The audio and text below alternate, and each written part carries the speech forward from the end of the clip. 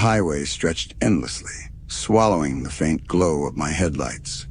My car sputtered beneath me, the fuel gauge dipping dangerously close to empty. The engine's hum was barely audible against the vast, oppressive silence. For hours I had seen nothing. No towns, no signs, no evidence that anyone else existed on this stretch of road. It felt like I was driving into oblivion. Then through the darkness, a flicker of green light appeared. A neon sign. Vacancy. The motel rose like a specter out of the void. It leaned precariously, its structure warped and decaying, as if the elements had long since claimed it.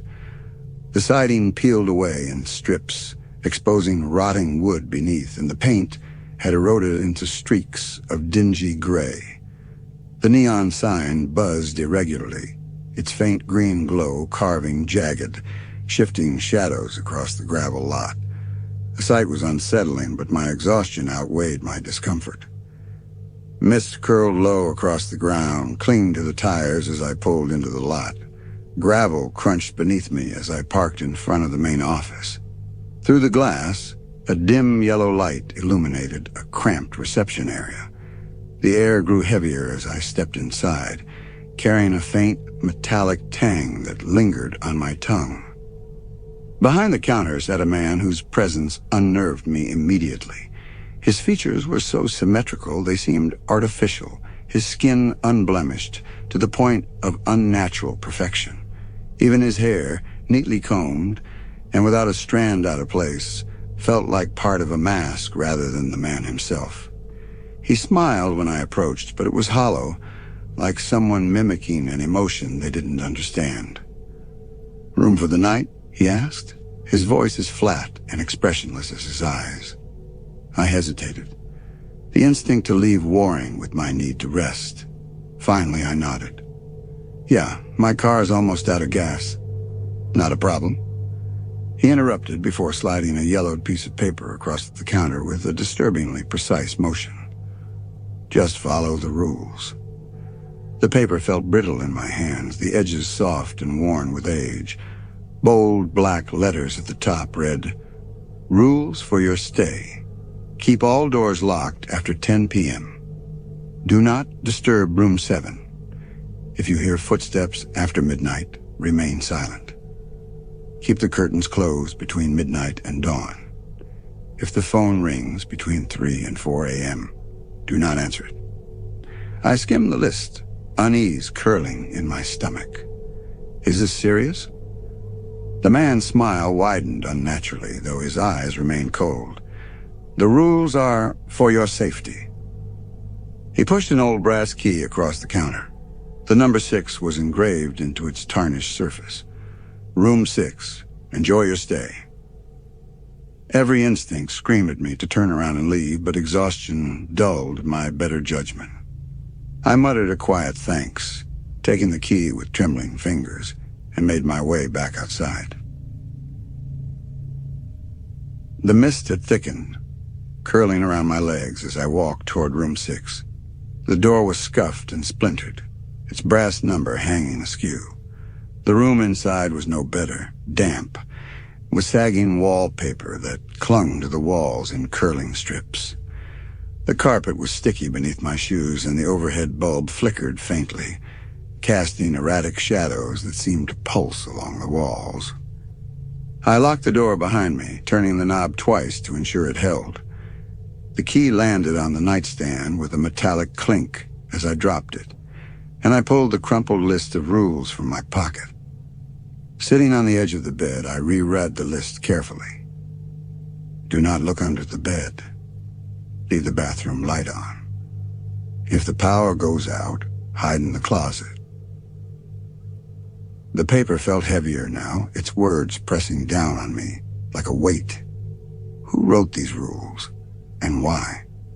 A small part of me wanted to laugh it off, to call it a gimmick, a creepy tradition to scare weary travelers. But the memory of the manager's vacant expression lingered, his voice echoing in my mind. The rules are for your safety. I decided to follow them. What harm could it do? The bed creaked beneath me as I lay back, staring at the cracked ceiling. Sleep didn't come easily. The groans of the old building and the occasional tap of something against the window kept me on edge. My body refused to relax, every sound amplified in the stillness. Just as I began to drift off, I heard them, slow, deliberate footsteps echoing in the hallway. I froze. Each step was measured, pausing every few seconds as though the walker were listening for something. The sound stopped just outside my door. If you hear footsteps after midnight, remain silent. The rule burned in my mind, a warning I didn't dare ignore. My breath hitched as I pulled the blanket tighter around me, my hands trembling. The doorknob rattled faintly, but it didn't turn. Seconds stretched into minutes, each one dragging endlessly. Finally, the footsteps resumed, fading down the hallway and leaving a crushing silence in their wake. I didn't sleep for the rest of the night. When dawn's pale light filtered through the edges of the curtains, I was still lying on the bed, staring blankly at the cracked ceiling. My rational mind tried to explain away what I'd heard. Another guest, perhaps, unaware of how much noise they'd made. But deep down, I knew better. Something about those footsteps wasn't right. Shaking off the thought, I forced myself to shower. The scalding water burned away some of the tension in my muscles, though it did little to ease the growing knot in my chest. By the time I stepped outside to grab something from my car, the air had grown colder, heavier. The lot was eerily quiet, my footsteps on the gravel louder than they should have been. As I turned back toward the row of rooms, my gaze lingered on room 7. Its door looked identical to mine, worn wood, tarnished brass numbers, but the air around it felt different, heavier, colder. I stepped closer, unable to stop myself, and leaned in, straining to hear something, anything from inside. "Enjoying your stay?" The manager's voice snapped me back like a whip. I spun around, my heart racing. He was standing just a few feet away, his smile sharper than I remembered.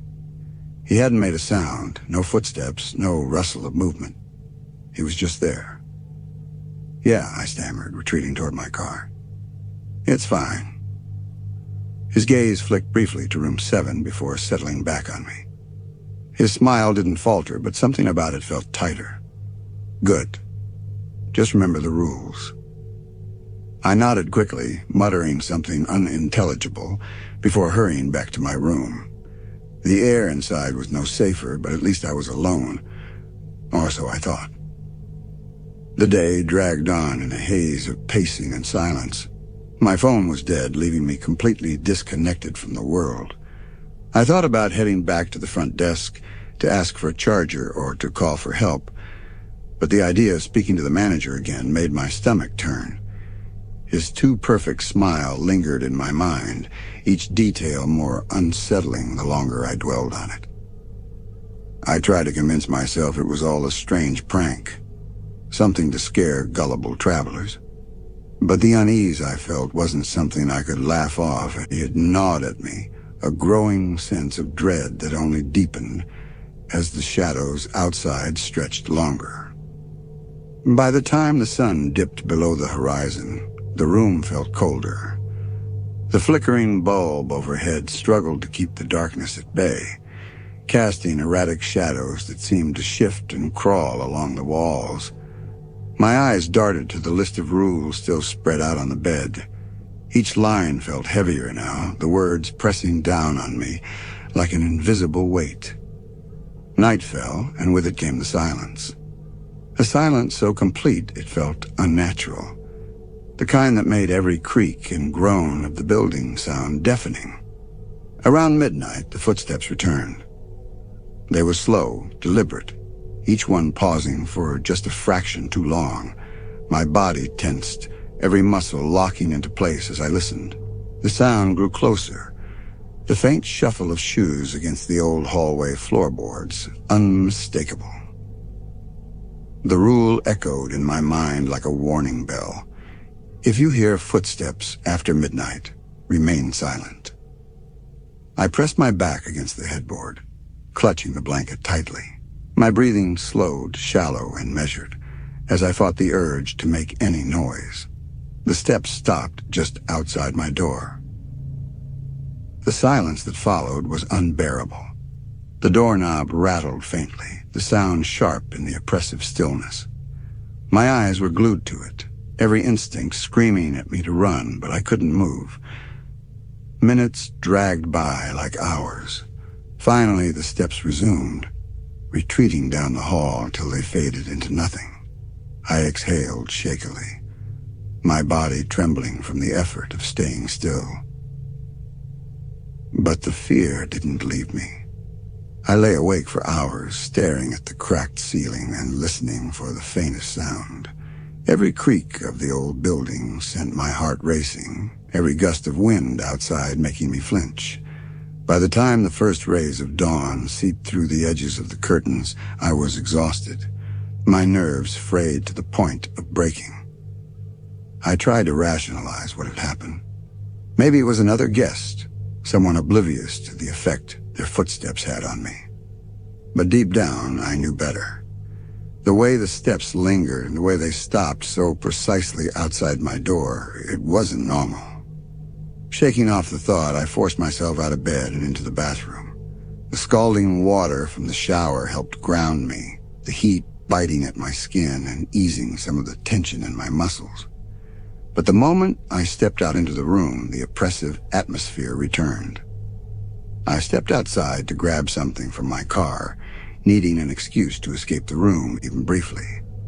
The gravel crunched beneath my feet, each step sounding far too loud in the stillness. The parking lot was deserted, the mist swirling lazily around the cars like it had a mind of its own. On my way back, my gaze caught on room 7 again. Its door was the same as mine, worn, scuffed wood, and a tarnished brass number. But something about it felt wrong. The air around it seemed thicker, heavier, like stepping too close would pull me into a void. I didn't realize I'd stopped walking until I was standing directly in front of it. My hand hovered near the door, an inexplicable urge pulling me closer. I leaned in, straining to hear any sound from within, just as I pressed my ear closer. "Enjoying your stay?" I jerked back, my heart lurching into my throat. The manager was standing just a few feet away, his smile sharp and cold. He hadn't made a sound, hadn't given any indication he was there until he spoke. "Yeah," I stammered, my voice unsteady. "It's fine." His gaze flicked to room 7 for the briefest moment before returning to me. "Good. Just remember the rules." The words sent a chill through me. I nodded quickly, retreating toward my door without another word. He watched me the entire way back, his eyes unblinking, his expression frozen, that unnatural smile. Back in my room, the air felt no safer, but at least I was alone again. I double-checked the lock on the door and then collapsed onto the bed. My pulse was still racing, my hands trembling as I picked up the list of rules once more. The paper felt heavier than before, the words practically etched into my vision. The hours dragged as I paced the small room. Without my phone, I had no way to distract myself, no way to reach out to anyone. My thoughts spiraled. The rational explanations I'd clung to slipping further away. Every sound, every flicker of the dim light sent me on edge. When night fell again, I knew I wouldn't sleep. I reread the rules over and over, committing them to memory. Breaking them wasn't an option. Not anymore. Around midnight, the footsteps returned. This time, they didn't stop outside my door. They continued down the hallway, slow and measured, before fading into the distance. I stayed frozen in place, every muscle in my body taut, waiting for them to return. But a new sound filled the silence. A faint tap. Not at the door. At the window. The rule came to me instantly. Keep the curtains closed between midnight and dawn. The tapping came again, sharper this time. My gaze locked onto the edge of the curtain, the faint outline of the window just visible in the flickering light. My breathing quickened as the sound turned into a slow, deliberate scrape, like nails dragging across the glass. The noise moved along the frame, searching for a way inside. My heart pounded as the scraping grew louder, more insistent.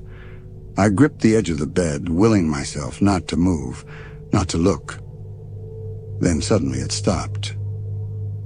The silence that followed was suffocating. For a moment I thought it was over, but then, soft and insidious, a voice called out, "Daniel?" My name curled through the room, faint but unmistakable. It wasn't loud, but it carried a weight that pressed into my chest. "Daniel?" The voice came again, more insistent, the tone almost pleading. My fists clenched as I fought the urge to respond.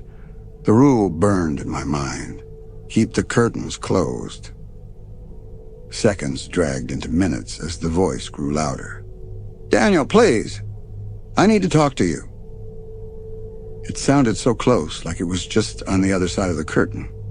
My breathing hitched as I pressed myself against the headboard, every muscle locked in place. The voice was almost human. Almost. But there was something too perfect about the cadence, something too deliberate in the way it shaped each word. The knocking resumed, harder this time. The glass rattled with each strike, and the sound reverberating through the room. "Daniel, let me in." I pressed my back against the bathroom door, clutching the edge of the sink for support. My chest heaved as I fought to steady my breathing. The knocking at the window escalated into violent bangs, each one shaking the glass with unnatural force. The voice grew sharper, angrier. "Daniel, don't make me wait." The sound of my name wrapped around me like a noose, each syllable pulling tighter. My mind screamed for me to run, but I couldn't move. Every instinct warned that breaking the rules would make things worse, but it was getting harder to resist. The banging stopped. Silence fell over the room, oppressive and absolute. My pulse thundered in my ears as I waited, every muscle taut, anticipating the next sound. A new noise emerged, softer but no less terrifying. A faint scratching. Not at the window. Under the bed. The rule flashed in my mind like a warning beacon. Do not look under the bed. The sound grew louder, more deliberate. It wasn't random, it was rhythmic, almost like someone was carving into the floorboards. My breath hitched as I gripped the bathroom sink, the cold porcelain grounding me against the rising panic. The voice returned, this time softer, dripping with malice. "Daniel." It wasn't coming from the window anymore. It was coming from under the bed. "Why don't you come see me?" The voice coiled around my thoughts, its tone both mocking and inviting. I pressed my hands over my ears, whispering to myself, "It's not real. It's not real." But the words sounded hollow, meaningless. The scratching stopped. For a brief moment, the silence felt worse than the noise. My body remained frozen, every nerve on edge as I strained to hear any sign of movement. "Daniel." The voice slithered through the room, taunting. "You broke a rule." My stomach twisted. The memory of my shout at the window clawed its way back. Had I already doomed myself? "You invited me in," it hissed, the words heavy with satisfaction. The scratching resumed, this time at the bathroom door. Long, deliberate strokes dragged across the wood, each one slow and purposeful. My hands trembled as I backed further into the small space, the cold tile pressing against my skin. "Why don't you open the door, Daniel?" The voice softened, almost sweet. "I just want to see you." I squeezed my eyes shut, clamping my hands over my ears as the scratching turned into pounding. The door frame shook with each impact, the noise reverberating through the tiny room. "Don't make me wait," it snarled, the sweetness in its tone evaporating into pure fury. Tears blurred my vision as I whispered, "It's not real. It's not real." But I didn't believe it anymore. And then suddenly, the pounding stopped. I stayed frozen, my body trembling. The silence stretched on, broken only by the sound of my ragged breaths. Slowly, I forced myself to stand, my legs shaking beneath me. I reached for the doorknob, hesitating before easing the door open. The room was dark, lit only by the faint, erratic flicker of the overhead bulb. Shadows danced along the walls, twisting and writhing in ways that didn't make sense. My gaze darted to the nightstand. The list of rules was gone. In its place lay a single sheet of paper. My name was scrawled across the top in jagged, uneven letters. Beneath it, one chilling sentence stared back at me. "You've broken the cycle." The words blurred as my vision swam, my hands trembling as I clutched the paper. What did it mean? The rules had been my lifeline, the only thing keeping me safe. Without them, I had nothing. A low, wet sound broke the silence. My head snapped toward the closet. Its door hung slightly open, just enough to see the inky blackness inside. From that void, two glowing points of light emerged, unmoving but fixed on me. They weren't eyes. They were something worse, something that saw everything. "Daniel," the voice spilled out of the darkness, layered with malice and amusement. "You're all mine now." The paper slipped from my hands as I stumbled back, my chest tightening with every breath. The glowing lights in the closet never wavered, their gaze unrelenting and predatory. "Come closer, Daniel," the voice whispered, its tone dripping with mockery. "You don't want to disappoint me again." I wanted to run, to scream, but my body refused to move. The shadows around the closet seemed to stretch toward me, clawing at the edges of the room. The door creaked wider. A long, skeletal hand emerged from the darkness, its spindly fingers tipped with jagged nails. They scraped the wood as the hand gripped the edge of the doorframe, pulling something forward. A head followed, grotesquely wide, with hollow voids where eyes should have been. Its grin stretched impossibly far, exposing rows of uneven teeth that glistened with something vile. "You broke the rules, Daniel," it growled, its voice splintered into tones that didn't belong together. "Now you're mine." Adrenaline surged through me, snapping me into motion. I bolted for the door, my hands fumbling with the lock as the sound of skittering limbs filled the room. The creature didn't move like a person. It moved like a thing, its joints clicking in chaotic patterns as it closed the distance faster than I could comprehend. "Daniel!" it shrieked, its rage shaking the very walls. The lock gave way, and I yanked the door open, throwing myself into the hallway. The dim light flickered violently as I sprinted toward the reception area, my lungs burning with every desperate breath. The front desk was as I'd left it, the guest book open to its blank pages. The neon sign outside buzzed faintly, casting warped green light into the room. I turned back toward the hallway, but it was empty. The skittering sound had stopped. Grabbing an ashtray from the counter, I raised it like a weapon, my hands shaking. The silence that followed was deafening, broken only by the faint hum of the neon sign. And then the lights went out. The darkness swallowed everything, save for the faint glow of the sign outside. My breath came in shallow gasps as I clutched the ashtray tightly, my knuckles aching. Behind me, the air shifted, sharp and cold. "Daniel," the voice hissed, impossibly close.